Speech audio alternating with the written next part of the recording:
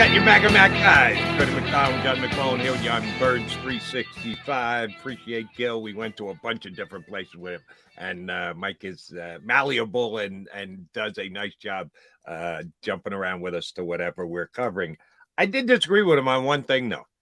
And it all comes down to degrees, John. I'm not saying that Mike was wrong. I'm just saying I disagree with his look at degrees. When the Eagles got the Jalen Hurts contract signed this week and locked him in for the mega bucks that they did, to say it'll have no effect on their draft whatsoever, I think is wrong.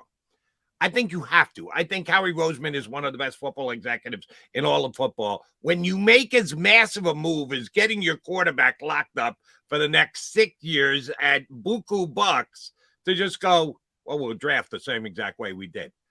No, you can't. That's not the way you build an organization. Every move you make is a domino effect. Every move you make affects your next move and your next move and your next move. In a capped world, it has to be that way. Do I think the Eagles rearranged their board drastically because they signed Jalen Hurts? No. Could there be tinkering? Could there be a different view? Could they value something a little bit more than they did before they got the Jalen Hurts contract done? Yeah, I do. I think you make that big a move. You dedicate $255 million and say, well, it affects nothing else we're going to do. I think that would be considered mismanagement. I think Howie's better than that. Well, from your phrasing, I'm going to agree and disagree. I think the deal has an impact on their drafting. But I think the part where I disagree, like, again, we're talking a lot about the immediacy of the moment. Like whether it was, I thought it was going to happen June 1st to June 10th. Whether it happened April 17th or June 5th, it was going to happen. And he already had his plan in place with the knowledge that this deal was coming. This deal's not a surprise. Like the date to us is a surprise. It's not a surprise to Howie Roseman, nor is the contract. You know, if a schlub like me can come up with, well, it's going to be 48 to 52 with the help of, salary cap people who do this stuff for a living and are very good at it, and it ends up at 51. I mentioned leading up to the show so many times, they understand the budget. They understand the ballpark where the deal was going to be. So this plan was already put into place, Jody. So the part I agree on, yes, this deal has an impact on the way the Eagles are going to draft, but it already had. The actual agreements doesn't change things. Yeah, they're already. John, here's why I disagree with you. They knew the ballpark of where the deal was going to be.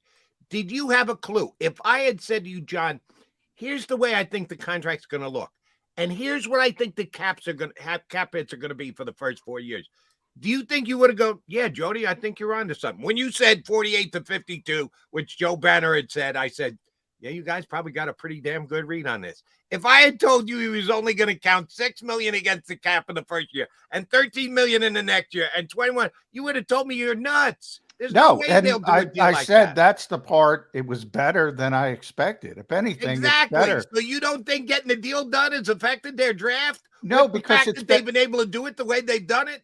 Because it's better than I expected. It's not better than what they expected. They know. They know. I mean, and I give Jake more credit.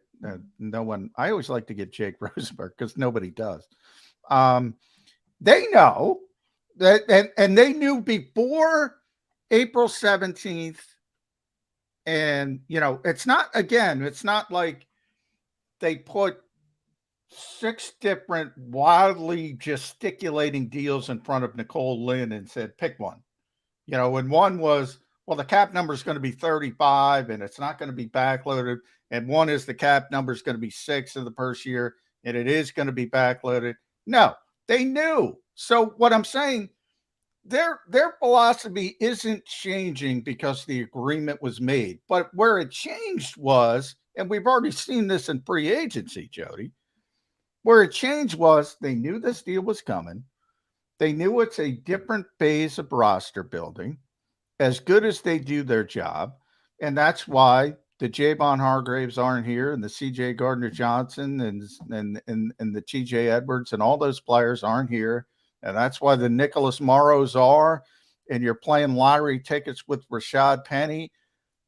What I'm saying is I agree with you that the deal changes their drafting philosophy, but it already changed it. They already came into the whole process understanding where it was going to be. So I don't think the actual agreement changes anything, but the contract changes a lot of things, if that makes sense. Right. But to use the guy you just brought up, C.J. Gardner-Johnson, don't you think they had that deal done? Don't you think they had that deal done, that they put a good enough offer on the table for him? Yeah, of course. But then they didn't get it done. Yeah, but this is what Howie does better than most. Contingencies. I say it all the time. We brought it up. Allen Robinson. I saw somebody tweet. It was somebody from the 33rd team. Ari tweeted yesterday. The Eagles were really close to signing Allen Robinson. They were very close. He chose. The Eagles wanted him. He chose. He wanted to play for the Super Bowl champions. How ironic is that? They ended up crappy. The Eagles go to the Super Bowl. And the Eagles are thanking their lucky stars. Allen Robinson picked the Rams. However, as I often bring up on the show, and I brought up, forget about Allen Robinson. It was Calvin Ridley first. Then it was Christian Kirk. Then it was Robert Woods. Then it was Allen Robinson. If they get any of those players, Jody, A.J. Brown isn't here. Any of them. Howie's good with contingencies. At safety, it was Marcus Williams. Then it was Justin Reed. Then it was Honey Badger. And then they turned to the trade to C.J. Gardner-Johnson. No, everything doesn't work out, but these are this is why the Eagles are good, and I hate when I give them too much credit because they get big heads. They're good with contingencies. They have these plans. They got plan B. They got plan C, because you're right. Guess what? You're going to want a player at 10, or you're going to want a player at 30, or you're going to want to trade down, and somebody else is going, like I brought up in 2017. The Eagles are sitting there at 43. We're taking Dalvin Cook. We're taking Dalvin Cook. We're taking Dalvin Cook. Then bang, Minnesota goes up and gets Dalvin 2 picks earlier, and you're stuck taking Sidney Jones. Didn't work out in that instance because of the injury. But they have these contingencies. They're already in the pipe, as we say. Right. But contingencies are different than a done deal. I guess where you and I are parting ways is, you think that they knew exactly what Jalen's deal was going to look like. I don't know that. I think they probably thought they had a done deal with Robinson and Williams or whatever, and it didn't get to the finish line. So knowing something and getting to the finish line are two different things. They did get to the finish line with Hurts, but I don't know when they knew exactly what the contract was going to look like. So you believe, you thought the Eagles, you think the Eagles didn't understand what the basic ballpark structure of this was going to be. And there was a chance it was going to be so wildly off than what they believed. I mean, that's just not how this industry works, Jody. Your dad was a GM in baseball. He's got a good understanding of what the frameworks are going to be before these deals are done. I mean, there's no surprises. There might be, you got to pay a little bit more than you wanted to because somebody else is pushing, or in the case of free agencies like Marcus Williams, all right, Baltimore's going too high. We're going to bail out. We want to be disciplined on this particular issue, but there's no wild surprises to these guys. These guys are in the weeds every day. They're negotiating these things for weeks. But some deals get done and some deals don't. The Marcus Williams deal didn't get done. The Jalen Hurts deal did get done. So I don't think you can say that just because you got into the neighborhood, you knew the neighborhood, what the neighborhood was going to be like, it gets done. So you're sometimes saying they do, sometimes they don't. Are you saying there was a chance the Jalen Hurts deal wasn't going to get done? There was a chance that the Jalen Hurts deal was going to look different than the way it ended up. But how different?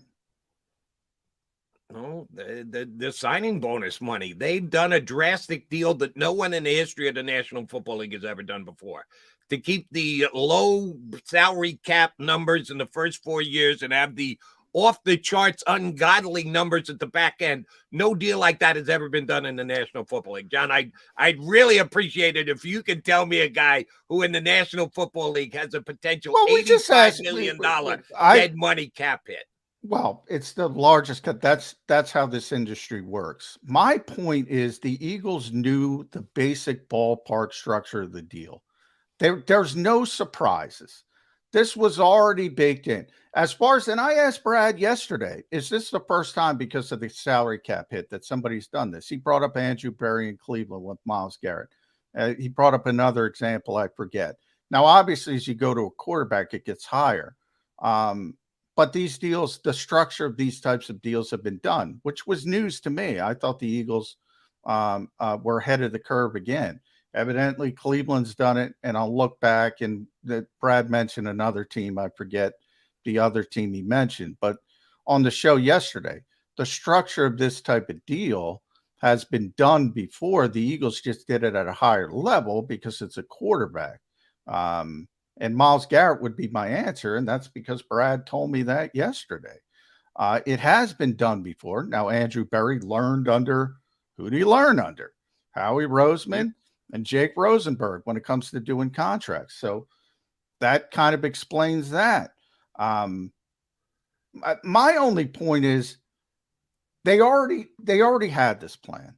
Whether it happened April 17th, June 10th, July 17th, they knew it was going to get done, and everything was already built on this deal getting done. All right, so here's my question, and we got to get Chris up here in a second. They knew it was going to get done with Jalen Hurts. Did they know it was going to get done with Marcus Williams? No. How could you compare those two? They have control over Jalen Hurts. He's their player. They're in an unrestricted free agency with Marcus Williams. Those are apples and oranges. I just brought up that because it was a contingency, and the Eagles always have contingency plans. My point of bringing that up was only to the point of this team is very well prepared, very well planned. There are no surprises. If something doesn't work, they go on to the next thing, and that's where they have sort of win outside the margins, as they like to say it, where other teams kind of fall apart. As a matter of fact, where Howie's learned over the years, and Chris, can we break? Because we're not going to break. Right, Xander? Can we bring Chris up? Marcus Smith is a draft pick that they faltered on.